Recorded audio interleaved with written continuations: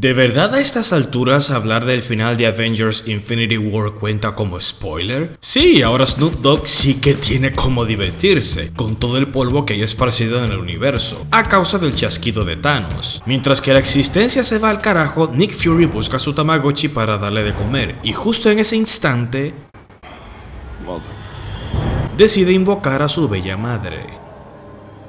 Luego la cámara hace un acercamiento y vemos que se trata de un Viper. Un aparato que, si sabes lo que es, entonces felicidades, eres un anciano. Para aquellos que adquirieron la mayoría de edad el año pasado, un Viper era un dispositivo de telecomunicaciones utilizado para recibir mensajes cortos, mucho antes de que los celulares tuvieran esa función. Pero este Viper en particular parece tener modificaciones hechas por un alienígena o por una persona adelantada a su tiempo. Ahí surge un logo con el que muchos del público se quedaron en el aire, pero aquellos que están familiarizados con los cómics sabían que vendría algo grande. El logo pertenece a Captain Marvel, una heroína que, para los estándares del consumidor promedio de la cultura pop, no es que sea un personaje muy reconocido que digamos. De este instante nos surgen muchas preguntas. Si Nick Fury tuvo este aparato para contactarla todo este tiempo, ¿por qué no lo hizo antes? ¿Qué tan jodida debía estar la situación como para que finalmente tuvieran que acudir a ella? ¿Qué tiene Captain Marvel de especial que Fury la tenía reservada como último recurso en caso de que los Vengadores fracasaran? Naturalmente, con estas interrogantes las expectativas debían estar por las nubes.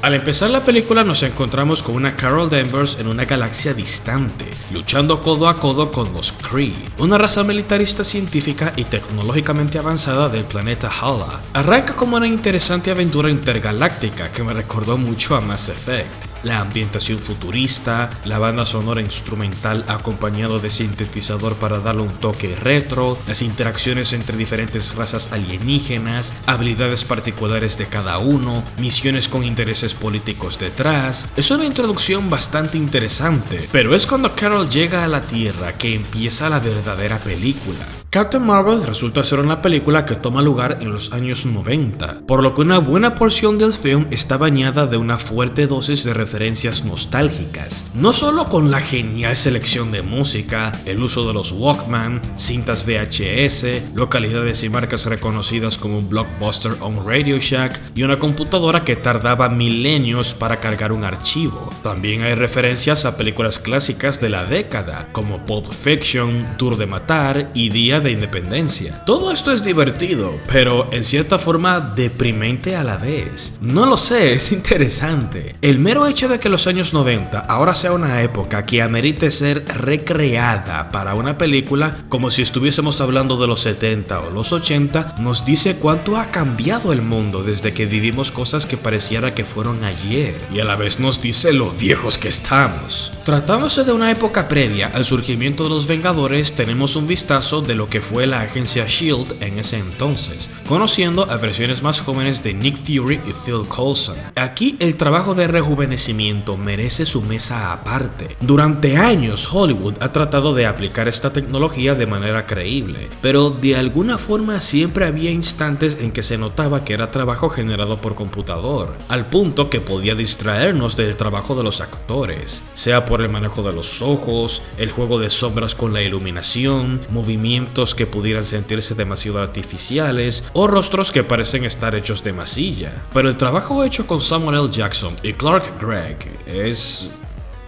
no tengo palabras. ¿Recuerdan cómo antes solíamos hablar de una época en que los efectos visuales generados por computadora estuviesen tan avanzados que ni siquiera notaríamos la diferencia? Al punto que pudiéramos revivir actores fallecidos sin que parezcan sacados de un videojuego. Lo divertido es que hablábamos de esos tiempos como si fuesen a llegar cuando tuviésemos autos voladores. Pero ya estamos aquí. Damas y caballeros, estamos en el futuro. Está tan excelentemente trabajado que nos olvidamos que se trata de un trabajo a base de maquillaje y efectos visuales. Simplemente lo vemos como una versión más joven de Samuel L. Jackson y punto. Y Warner Bros. Ni siquiera pudo remover un bigote de mierda. Fuera del apartado técnico, Nick Fury es de los personajes que casi se roba la película. Su dinámica con Carol Danvers es la clásica relación de compañeros policiales que hemos visto en tantas cintas de acción de los 90. Esta encarnación del personaje es realmente interesante. Es un Nick Fury más jovial, divertido y amante de los gatos, pero es fascinante ver cómo siempre tuvo esa astucia y esa actitud de hombre precavido que le caracteriza, lo que delata que sí, sigue siendo el mismo Nick Fury que conocemos, solo que menos experimentado. Phil Coulson no tiene tanto tiempo de cámara como hubiese querido, pero es admirable ver cómo siempre fue ese hombre leal a su gente y que confía en sus instintos para hacer lo correcto, en lugar de ser una mera máquina que solo traga órdenes. Jude Law como el mentor de Carol es funcional, no es que lo hayan desaprovechado, pero para el material que le fue ofrecido funciona. Ben Mendelsohn como siempre resulta ser un villano excepcional. Casi todos sus papeles son de antagonistas, pero es que el sujeto nunca cansa. Tiene una energía magnética cuando se adentra a la piel del hombre malo y se ve que lo disfruta. Pero Ben Mendelsohn como Talos no es solamente un malo malote que causa problemas. Es un personaje con el que se puede conectar al tratarse de un líder que solo quiere lo mejor para su pueblo. No entro en más detalles porque ya eso sería spoiler. Y el gato. Oh, ese gato. Cuando de animales se trata, soy más amante de los perros que de los gatos, pero este pequeño peludo merece su propia película. No por nada tiene su propio póster como si fuese un personaje más, y al ver la cinta entendemos por qué. Pero irónicamente, de todos los aspectos a destacar de este film,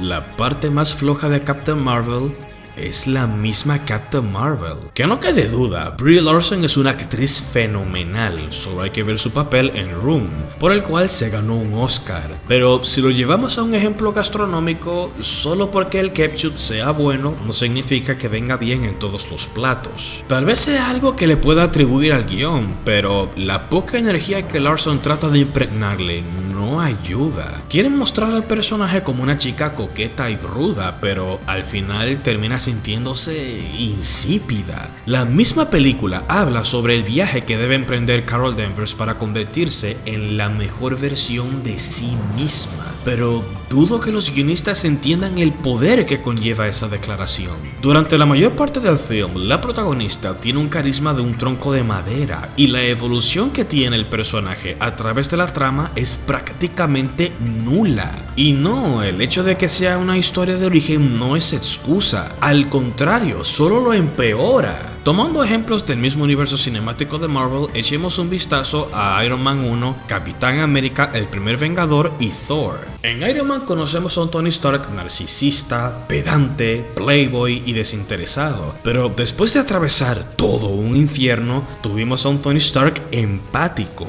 humilde y noble. Seguía siendo narcisista y charlatán, pero dio un gran paso para convertirse en su mejor versión. En Capitán América, El Primer Vengador, tenemos a un Steve Rogers invisible para el mundo, el eslabón débil que necesita ser protegido y un sujeto con un sentido de la moral tan recto que siente que no pertenece a su tiempo. Al finalizar la película, tenemos a un Steve Rogers asumiendo al líder que lleva dentro, sin perder su humildad, no dejándose arropar por la maldad del mundo, sino inspirando a los demás a ser mejores. Un hombre que entiende que la valentía no se refleja solo en lo grande, sino también en lo pequeño. Y ni hablar de Thor. Su arco como personaje parece sacado de un drama de Shakespeare. Empieza siendo un personaje ególatra a más no poder, con complejo de superioridad por las nubes, amante de la guerra sin pensar en sus consecuencias y sin valorar el amor de su familia. Al final termina creando un vínculo poderoso con su padre, lamentando la pérdida de su hermano,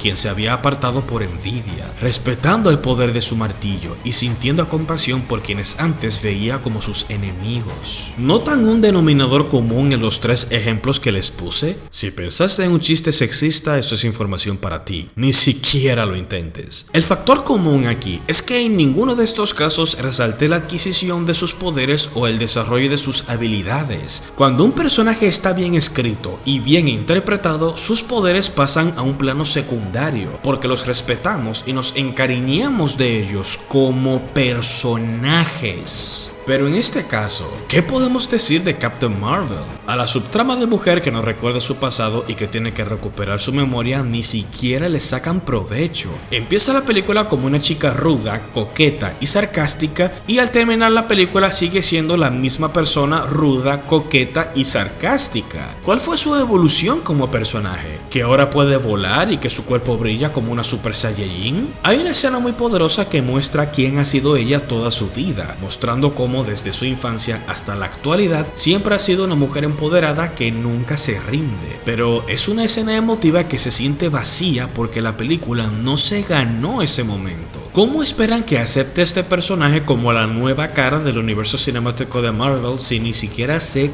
quién es? Y no he terminado de conectar con ella. Solo hagamos la prueba entre nosotros mismos. Si en una película de Captain Marvel los personajes que más recordamos son un papel secundario, un villano y un gato, ¿qué nos dice esto de la propia protagonista, quien se supone que debía ser la estrella de este show? Si lo piensan bien, uno de los mayores encantos de las películas de los Vengadores es el choque de personalidades tan fuertes y magnéticas, como si era un encuentro entre dos pesos pesados como Tony Stark y Doctor Strange. ¿Qué pasa cuando alguien como Thor se cruza con un grupo como el de los Guardianes de la Galaxia? ¿Qué tan loco sería imaginar al Soldado de Invierno haciendo equipo con un mapache que habla? Es uno de los atractivos más enriquecedores de estas películas, y es la razón principal por la cual nos hemos enamorado de sus historias, por los personajes. Pero viendo a Captain Marvel, ese deseo de verla interactuar con otros no se queda de la misma manera. La película se preocupa más por resaltar lo poderosa que es, en lugar de construir a un personaje con carisma atrayente que se nos quede grabado en nuestros corazones. Sí, sé que tal vez estoy siendo demasiado duro, pero ¿acaso me van a decir que a estas alturas no esperamos más de una película de Marvel? No es que sea lo peor, pero Captain Marvel está lejos de ser lo más decente que hayamos tenido de este universo hasta el momento.